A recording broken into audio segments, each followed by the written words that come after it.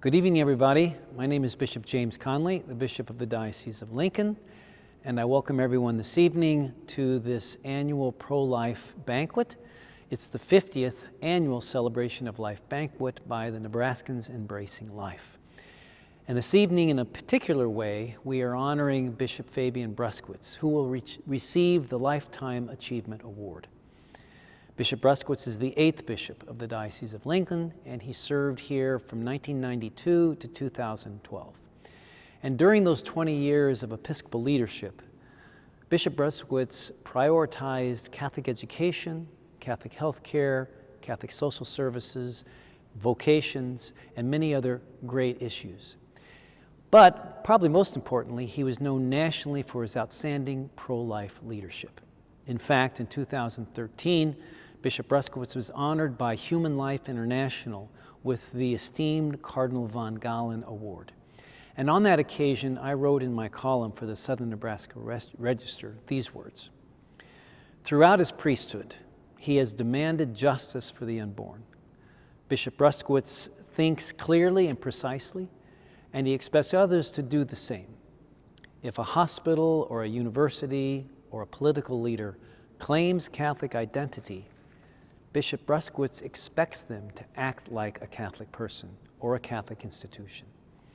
Bishop Bruskewitz, like Cardinal von Galen himself, has never feared persecution or rejection or even mockery.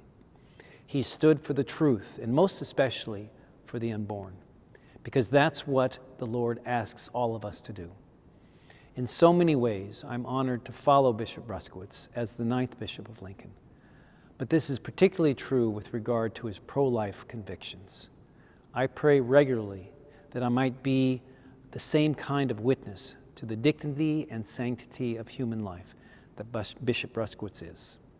Throughout his life, really, but in particular throughout his leadership here in the Diocese of Lincoln, Bishop Bruskewitz always fought fearlessly and courageously for the right to life of the unborn.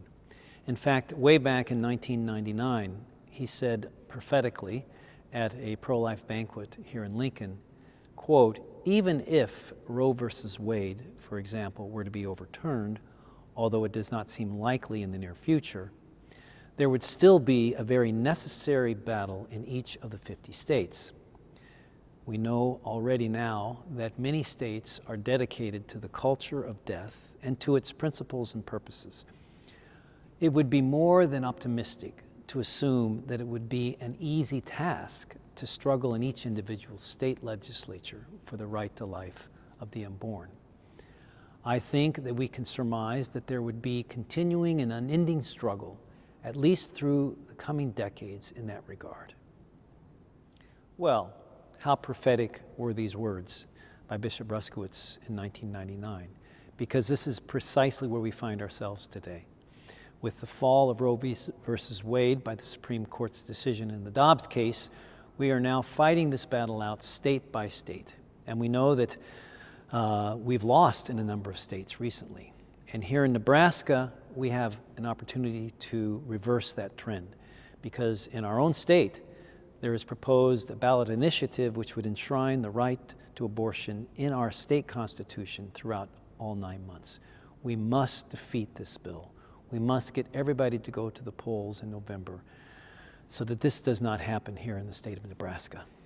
So in conclusion, my dear friends, let me recount a story once told by Bishop Bruskewitz.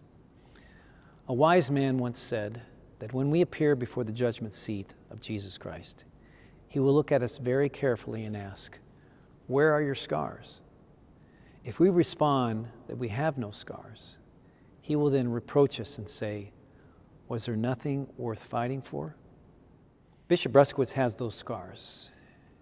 And just like Cardinal von Galen, the Lion of Munster, who also bore the scars of being persecuted for speaking out for the truth, so like the Lion of Lincoln, as I often call him, Bishop Bruskewitz has led the way in the battle for the unborn. And we need to follow behind. We need to follow in his footsteps, to be that voice for the voiceless, to be that advocate for those who cannot speak for themselves. And so without further ado, it gives me great pleasure to welcome to the stage my esteemed predecessor my dear friend, and the winner and recipient of this year's Outstanding Pro-Life Award, Bishop Fabian Bruskewitz.